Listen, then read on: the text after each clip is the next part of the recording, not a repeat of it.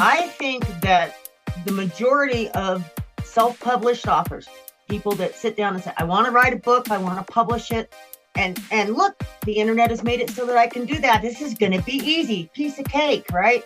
And they think that when you hit publish, they're done. They're just done, and you're not. That's when all the hard work starts. Now you have to market it. Now you have to get it in front of people's eyes, and not just people, but the right target audience's eyes. And so you've got to go in and you've got to do research. You've got to find out, who's going to read this book that you just wrote. Who are you going to aim your marketing at? And that, for me, that's the hardest part. Welcome to the Stark Reflections on Writing and Publishing podcast. There has never been a better time for writers. More information, options, and opportunities are available to you, but navigating these requires insight. Join Mark Leslie Lefebvre as he draws upon more than a quarter century of experience as a writer, a bookseller, and a trusted book industry consultant to explore and reflect on the writing and publishing landscape to help you make informed choices on your writer journey.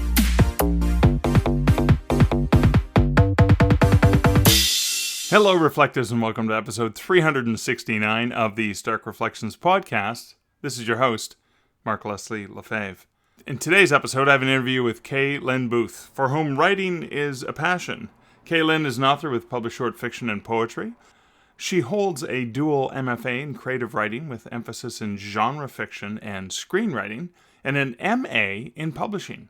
Kaye Lynn is the founder of Wordcrafter Quality Writing and Author Services, Wordcrafter Press, and she also maintains an author's blog and website, Writing to be Read. And we have a conversation about all that, as well as her new book, The DIY Author, and that's coming up later in this episode. But first, let's hear a word from this episode's sponsor.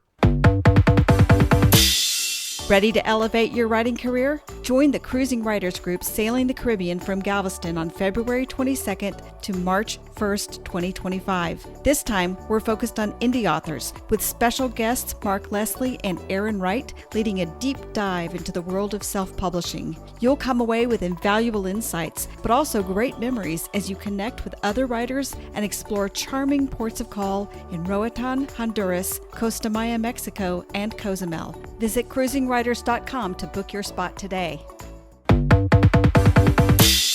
And a huge thank you to the sponsor of the podcast.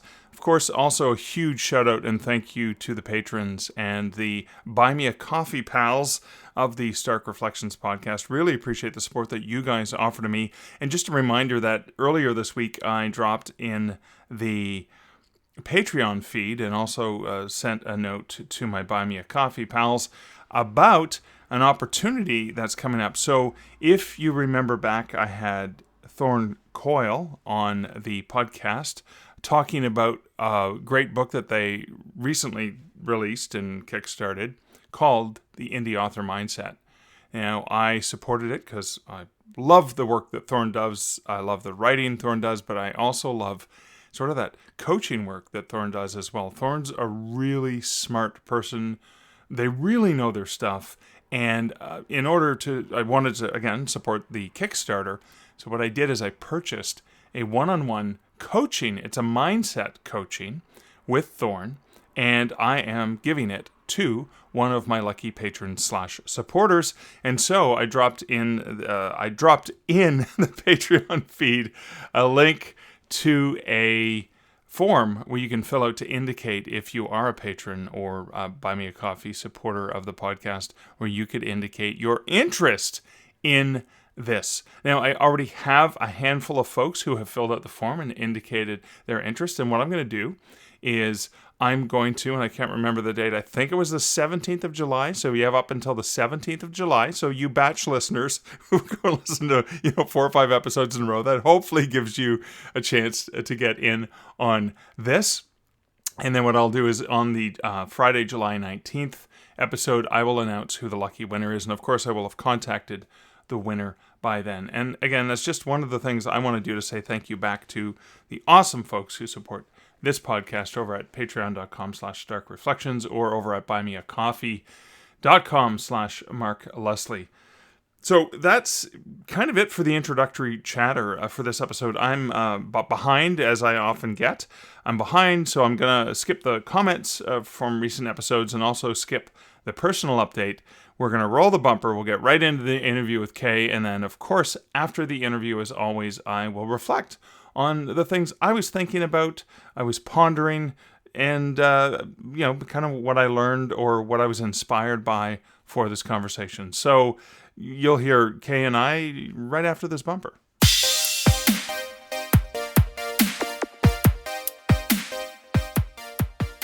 Hey, Kaye, welcome to the Dark Reflections podcast. Hi, Mark. Great to have you back on the show. So before we jump into the latest project we're going to talk about, maybe just share with my listeners a little bit about your background, where your writing life came from and what you've been up to. Well, okay. I've been writing since 1994. I sold my first poem in 1996. Whoa. And I've always tried to do it myself. Yeah. And of course, the rise of the internet changed a lot of things and opened up a lot of opportunities. Yeah. And I did my first writers fair. It was a local thing. And I got all excited. I saw it in the paper and I called the lady and she said, sure, you can have a booth. And I said, oh, okay, great. And I got off the phone and went, oh, I don't have a book to sell. What am I gonna do at my booth? So what did you do? So I took a bunch of poems that I had written and I put them on pretty backgrounds and I printed them up and I went and got frames and I framed each one and I made the table with the framed poems and I sold the copies of the poems for $5 a piece. And I think I made almost $100. And it was a fun experience. I love that. So you have the booth and you're like, what do I do? But then you incorporate it, especially if what kind of fair was it? It was just a arts and crafts fair?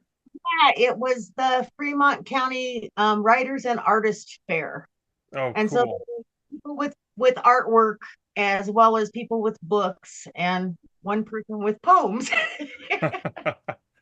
Oh, I love that. I love that you took that DIY ethic on and just said, okay, we're just going to put some stuff together and give you a little bit of art, a little bit of writing, and walk away with something unique, right? Sometimes you got to think outside the box. So I was going to talk about that. So that first poem you had published, that was not a DIY. That was something that you sold to some market somewhere? Yeah, for $5 whole. Yes. Well, that back in the day, that was a lot of money for a poem. It was a publication called Dusk and Dawn magazine. They have long since gone out of business, but yeah, back then you didn't have the internet. You had to send them all snail mail, and it was a kind of a different process. But I still feel proud, you know. So when you did this book fair, though, was that still pre-internet days or was that post-internet days or what was that? Probably right along the same time I had just discovered the opportunities that the internet was starting to offer, which the opportunities offered then is nothing compared to what they are now.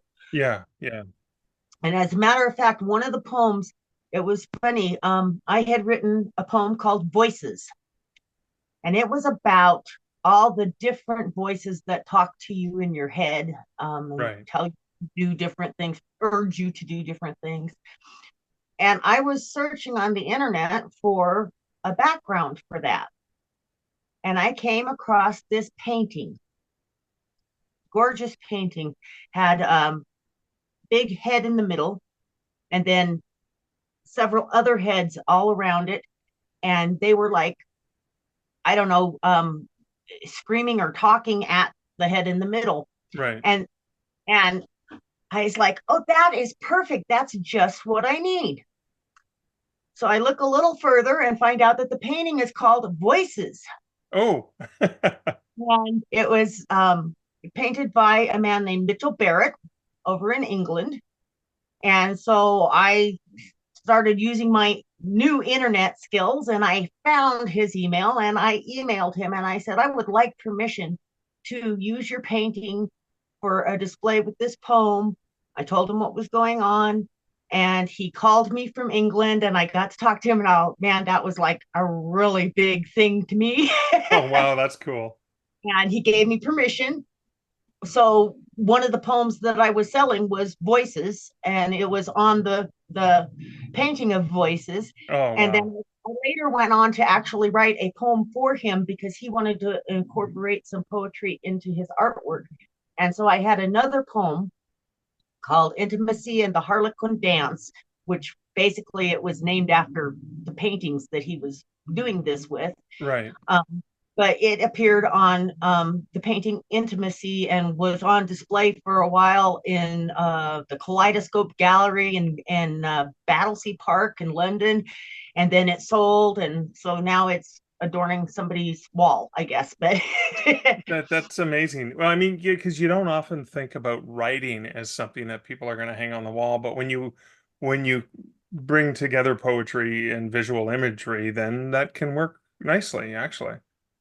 yeah, yeah, it was neat. And I felt real privileged that he had asked me to write that poem and that he liked it and enough to use it. And I felt real privileged about that. So that was kind of poetry was kind of where I got my start. Right. When the internet came about, I discovered blogging. I Okay. also discovered content mills, and so I wrote how-to articles for demand media studios, and I wrote writing articles for examiner.com. I was the Southern Colorado literature examiner for I think 6 years. Right. And the cool thing about that, and I never made a dime off of it. The cool thing about that was that I got to meet other authors. Right. I was Yeah. doing author interviews. I was going to author events and covering them, and it just opened up a whole lot of the writing world to me, and people in the writing world. And I love networking. Can you tell? Oh, that is fantastic. But yeah, and I started my blog, which is Writing to Be Read, and it's been going since 2008. Okay. Wow. And I started it out, didn't have a clue as to what I was going to put on it. It was, I don't know what to say. You Yeah. know, Yeah. I just started writing stuff and I started doing book reviews. I just started writing reviews for the books I was reading. It wasn't even books that people sent me or anything. It was just books that I was reading, and Yeah. I Stuff. Yeah. read for them. And then got into. I had one lady that had me do some blog tour stuff and make posts on the blog tour for her, and started. I I kind of took the Southern Colorado Literature Examiner idea and what I liked about it and started interviewing other authors. And so then I had author interviews and I had reviews, and then I had a little bit of reflections on whatever was on my mind at the time. Okay. And it started from there. So really, it kind of all started with my blog, which is still today is like my biggest marketing tool. Right. I blog. Well, there's a lot of content there, right? So people, if they're looking for various things, there. So on the blog, they're going to find those nonfiction articles. They're going to find your writing for writers. They're going to find reviews, everything there, right? Yes, and actually it has expanded over the years. I now have a blog team. Robbie Cheadle writes three different monthly blog series for me. She does Growing Bookworms, which is about children's books. Right. She does Treasuring Poetry, which is interviews with poets and reviews of their books. And then she does one now called In Touch with Nature, which is all about the South African wildlife because she's got opportunity to have some wonderful pictures, photos, and videos. And she features them on there and tells you about the different animals and stuff. She just had one come out about the differences between the African painted wild dogs and the hyenas, because she had a lot of people that commented on her wild dog article that they looked alike. But so she does that. Arthur Rush does a series called Minefields, where he posts poetry and essays on just anything. Some of his stuff is so wild, it's crazy, but it's all very interesting. Then Jeff Bowles does one on all things pop culture. Okay. Yeah, that's what he's currently doing. He's done several different series for me over the years. But and then I have DL Mullen, who is doing a monthly series on tech stuff. Wow. So this, I mean, this blog is almost like a magazine now, digital magazine, where you have a whole bunch of different writers that are writing content for you too. I've got so many little buttons up at the top. I don't think they all fit. Yeah. So like I say, it's my best marketing tool. Yeah. It's also my best networking tool. Yeah. But I've gone on from there. I finally, in like 2012, I decided that I knew I wanted to write a book. I had done a bunch of short stories and stuff, but I knew I wanted to write a book, and I wasn't sure how to go about it. So I went to Western State and I got a degree in creative writing, genre fiction, and then I added a screenwriting degree to that. And so then I was on my way again, and Delilah was published by Dusty Saddles Publishing in 2016, I think, or 2017 maybe, because I graduated in 16. And I did a 5-year contract with them and sold about nil. Oh. And over that time period, I started thinking about it, and I said, I think I can do better for that book. So when the contract was due, I didn't renew it. I pulled back. In the meantime, in 2021, I went back to Western State and got my degree in publishing. And I had already been publishing books through Wordcrafter Press. So I was kind of on my way. I was doing it, but I thought, well, if I'm going to do it, maybe I should know what I'm doing. So I went back and did that. And then I republished Delilah in 2023. And I just published the second book because Delilah became book 1 of my Women in the West adventure series. And so I just published book 2 month. And what was the title of book 2? Sarah. Okay, cool. Wow. Each book deals with a different character. So although they're in the series, they're great as standalones too, and you don't have to read them in order. Right. Wow. So many different areas for your creative output, which is really cool. What I was curious about was the book that we were talking about prior to the interview, the one that you have coming out in early June 2024. June 4th, yep. And it's called The DIY Author. So obviously there's a lot of Kaye and your experience is DIYing things, right? Like just figuring out how to get her done. That's basically what the DIY author is a place where I can share my experiences with other authors and give them tips and advice about the mainly the publishing process. It's not so much about craft. It's about publishing and marketing. And by doing that, hopefully I'll save them a little bit of time because they don't have to go and find it all themselves. They can just look at it. So a lot of this is the logistics. So this is for an author who, let's say, oh, I've written a book and I've tried publishers or whatever, but I don't want to do that route. I want to do it myself. What do I need to do? So they can pick up the book and it'll walk them through what they need to think about. There's a checklist. There's a section on traditional publishing as well. It's a very short section, but I figure, if you want to go that way, there's some things that you need to know.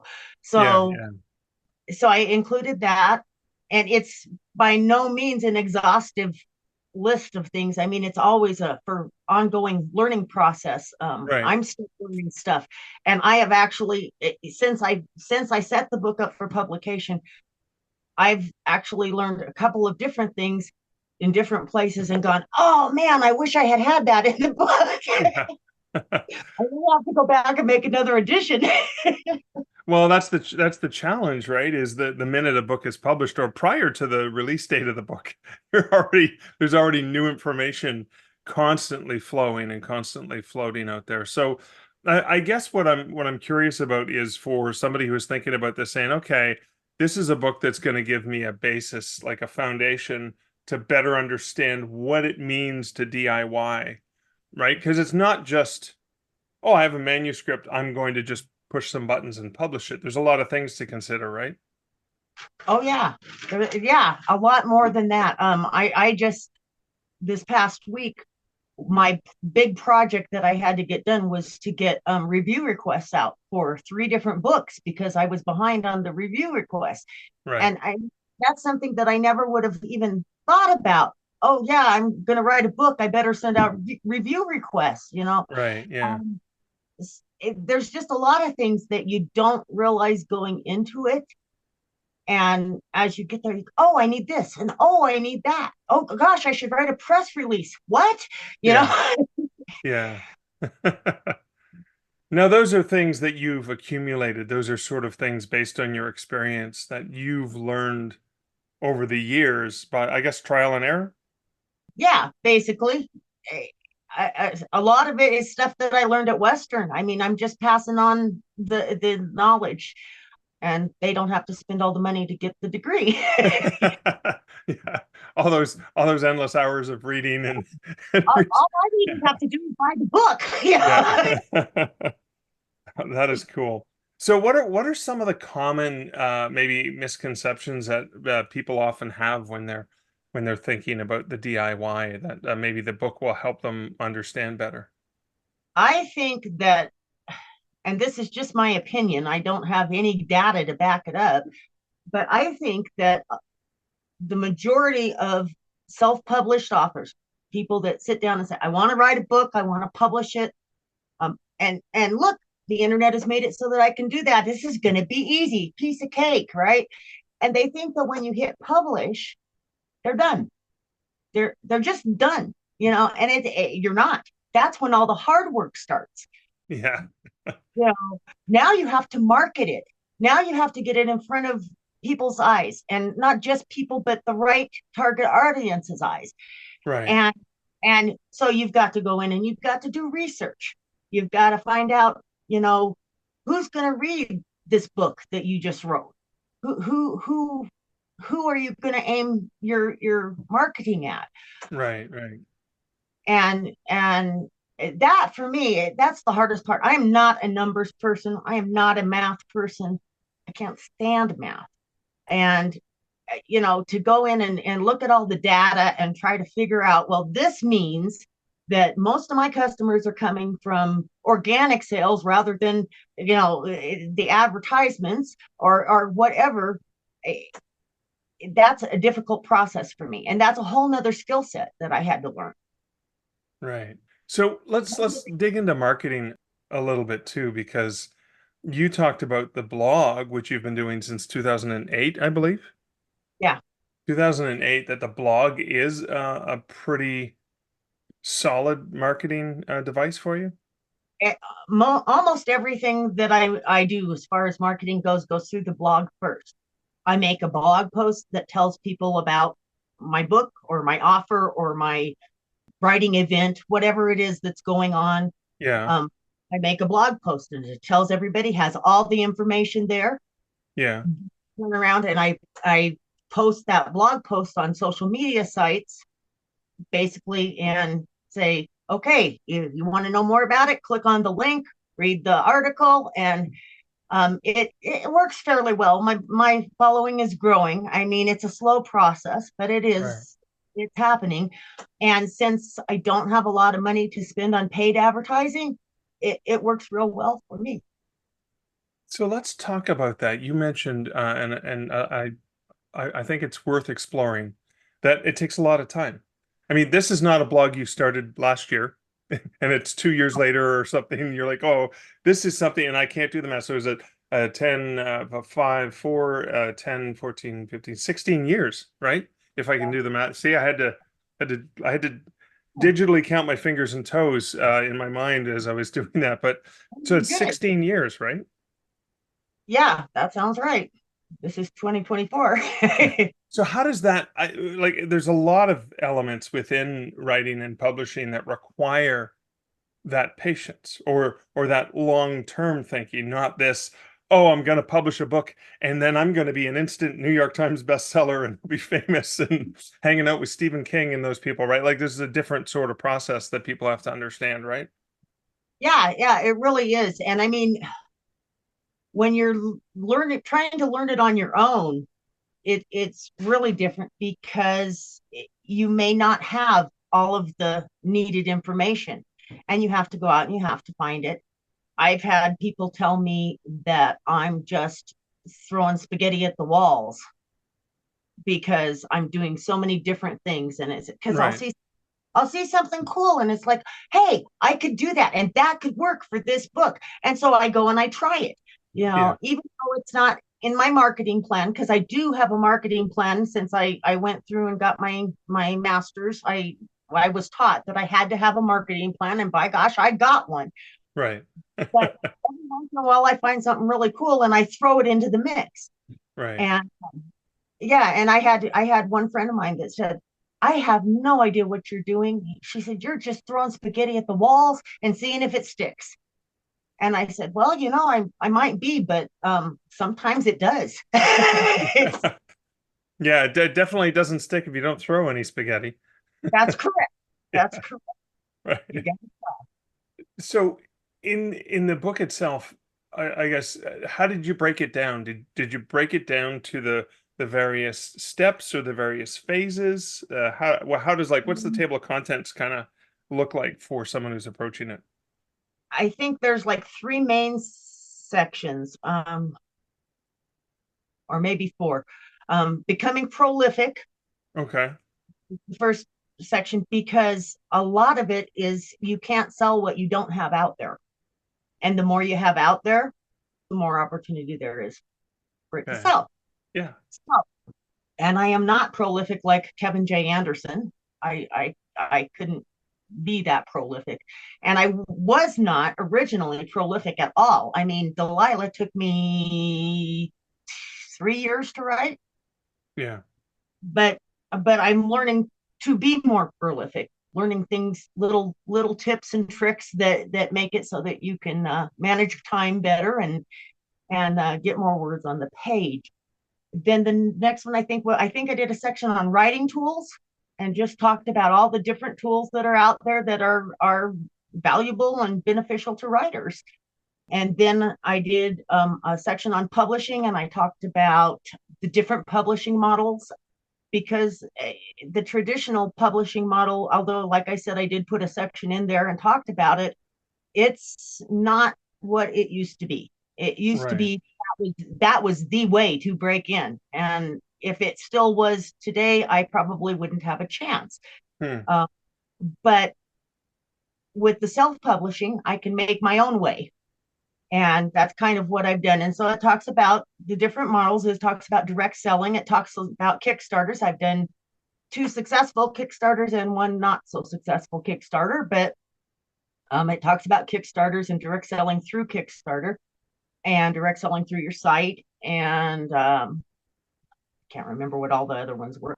But then the last section is on both marketing and promotion, and talks about the different ways that you can market and promote your book.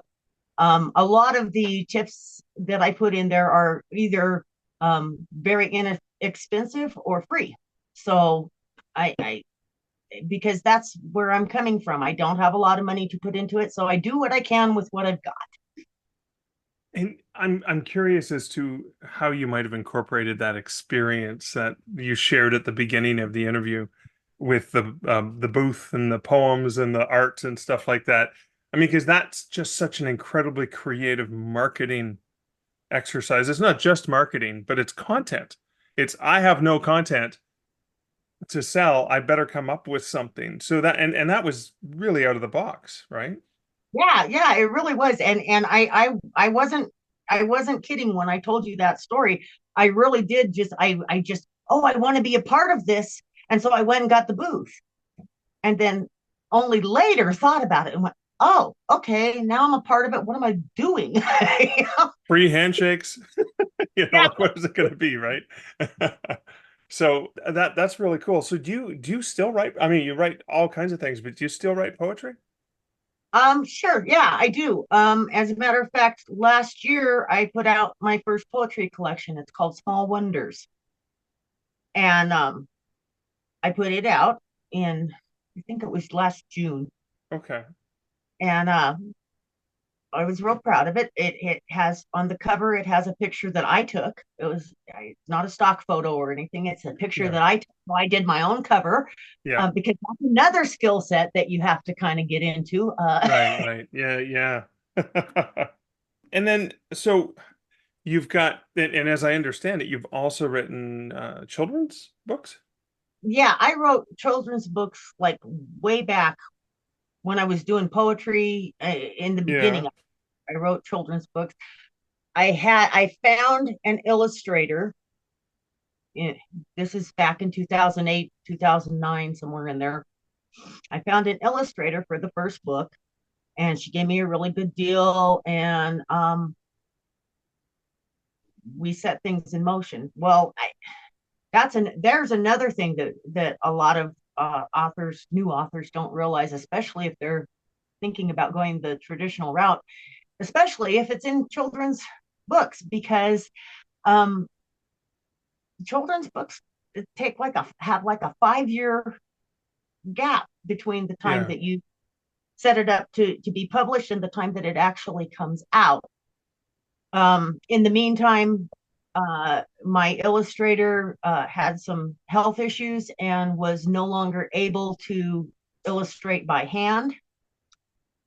And they offered me a different illustrator, but it was going to be digitally done. And I mean, I was in love with what she was doing, and I didn't want to change it. And so anyway, so that fell through.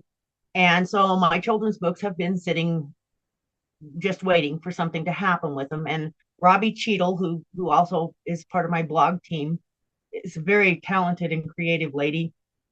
She does her own children's books and she illustrates them with her fondant art.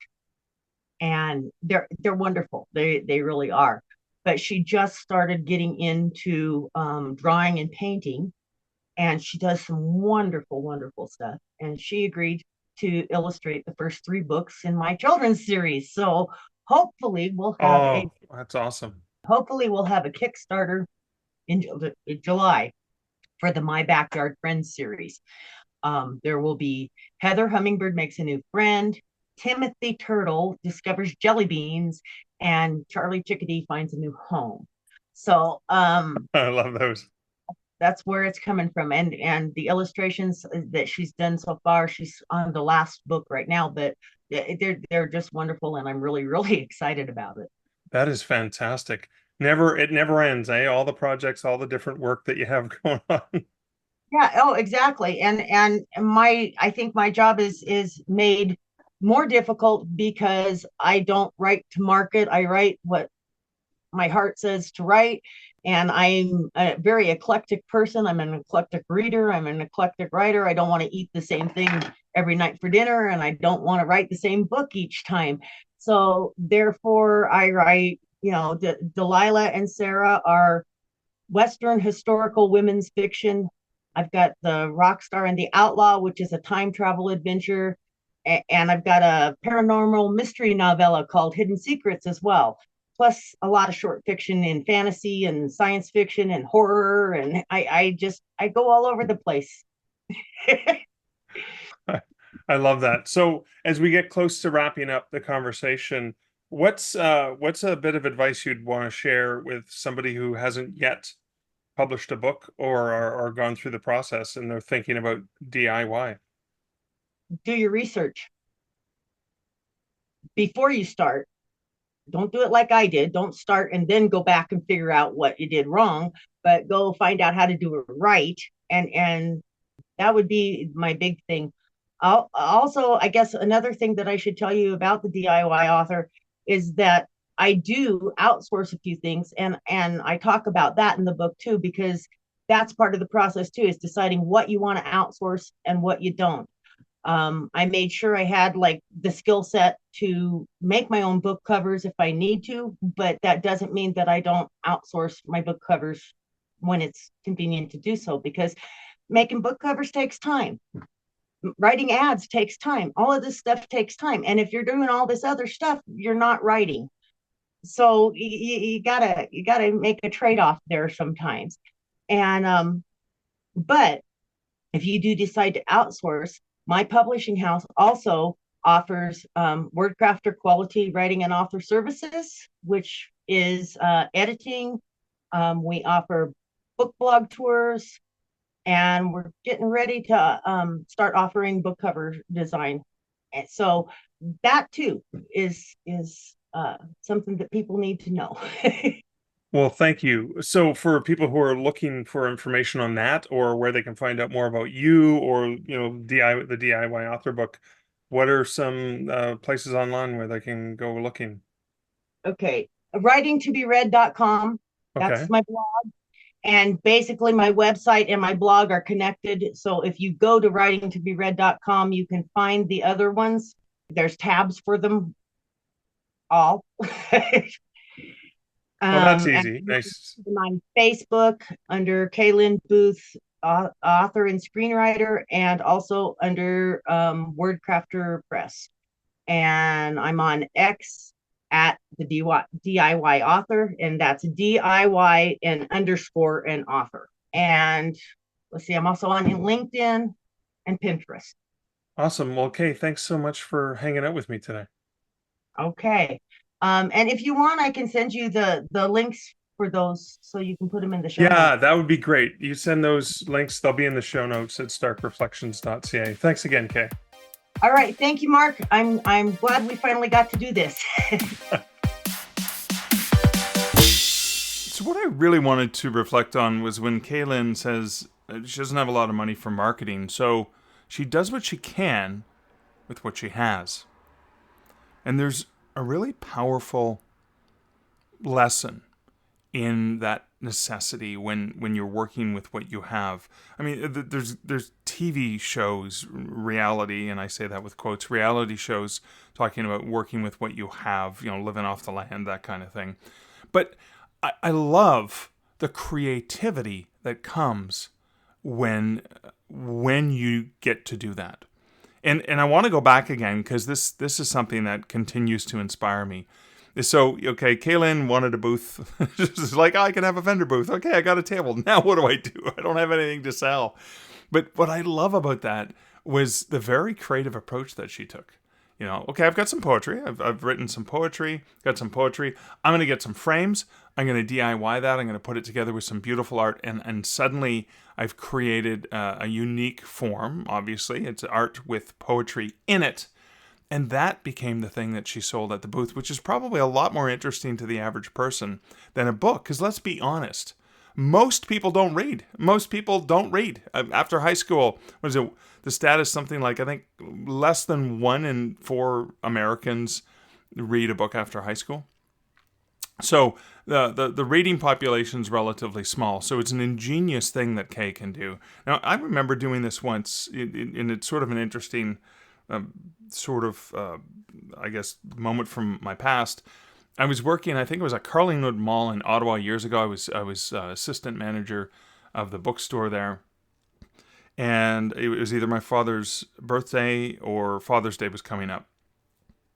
And there was a vendor set up, temporary vendor set up sort of in the mall, sometimes in the middle, that they have these setups. And it was sort of an artist's fair or something like that. And there was a local artist who painted on the side of large saws and other objects you would find in a shed or in a farm, and they were landscapes and wilderness scenes and stuff like that, and they were beautiful. But there was this one painting that I got, which was of a man, his son, and their dog. So there was a man, looked like a young teenage boy, and a dog, and they were sitting on the shore, kind of like they had rifles in their hands, and it was sort of a sunset piece, beautiful artwork. And they're kind of looking out over the lake. You kind of get the impression that they're duck hunting or something like that. But it just reminded me of my dad, who is such a he loved hunting and fishing and outdoorsman stuff, and I wasn't into it as much, but I liked doing stuff like that with him. I loved going fishing with him. I didn't like the fishing itself or the hunting, but I liked going with him and being with him. It was special for me. So what I did is I bought this piece of art, and I think I'm trying to remember where the piece of art was, what it was on, and I'm drawing a blank for the life of me. I'm drawing a blank on what it was on, but I wrote a poem to go along with the art, and it was called "A Man, His Son, and Their Dog," because that was the first line of the poem. A man, his son, and their dog sit quiet, ever still. And then I kind of described the serene morning and the unspoken love between them, and the sunset and the beauty of that moment. Just trying to capture in words what the painting did, and bring in my emotion and obviously my love and respect for my dad. And I gave it to him. And what I loved so much about what he did with it, because he also loved woodworking, is he took a cutout of a tree stump. It was quite large, so maybe 12 inches round. And he laminated. He got the poem. He put it on a whatever transfer. Put it onto the wood, laminated over top of it. What's the term when you varnish? When we varnish, and he covered it in a nice clear coat varnish. And so that was hung up on the wall. So he had the art, and then he had the poem I wrote to go with the art. And of course, after my father died, I inherited that, and I kept it in my apartment. And it meant a lot to me as well. So, but anyways, I that's just a little personal thing I wanted to share. But it reminded me when Kaye was talking about the poetry and what she did with the art. So I'm thinking I'm packing up to go to a metaphysical fair this weekend, just before actually the morning the podcast releases, and I've got books, ghost story books, and my urban fantasy and some horror and stuff like that. But I was thinking about the other things I have. I have poetry. I have dark poetry. I have reflective poetry. And I'm wondering about the possibility of putting together something like that, just to offer something alternative. Because remember, Liz was asking, she said, so are there going to be other book vendors there? I said, well, I think I'm the only book vendor there. I'm the only author there. Everyone else is selling crystals and tarot cards and metaphysical related items. And there are mediums and tarot readers and stuff like that. I think I'm the only author there. So therefore, anyone who's a reader is most likely going to want to come and see my books, even if they don't read the kind of stuff that I write. But at least I have that chance. But then I thought, yeah, but what about the non-book people? I've done buttons and stuff like that at Comic-Cons, comic themed or whatever the theme is of the con. And I was thinking, too bad I didn't re-listen to this interview a couple weeks ago, because then I potentially could have put something together. But anyways, so just let's go back to the concept of being, backed into a corner and having to do with what you have, and Kaye Lynn coming up with that really ingenious creative idea. Because sometimes when we're pressed, we as creatives find a way to creatively get through a particular situation. You do it when you're writing. You do it, obviously, for your characters. You sometimes paint them into a corner and they go, oh, how are they going to get out of this? We do that to ourselves, too. And I think potentially we can draw upon the same creativity when we're writing to when we're doing that sort of problem solving and stuff. And again, being inspired by what Kaye did, but also being inspired by the fact that Kaye writes passionately and just kind of moves from genre to genre and is not thinking about the market, but is just writing the kind of stories that she would want to read, for example. And obviously with the branding of her writing to be read, that kind of fits in line with what she's doing. And she's just passionately putting that out there, thinking about the long term, building. And usually it's after a long time of doing all that hard work that hopefully, the karmic value of the universe comes back to help a person like Kaye Lynn, who puts so much out there into the universe. Well, that is it for my rambling reflection for this episode. That is it for this episode. I want to thank you, listeners, so much. Thank you for letting me get into your ear for another week. I will be back. I will be back next week, as I always am. So, until next week, and until next episode, this is Mark Leslie Lefebvre wishing you great writing and good Stark reflections. Thank you for listening to the Stark Reflections podcast. You can find show notes for each episode at starkreflections.ca.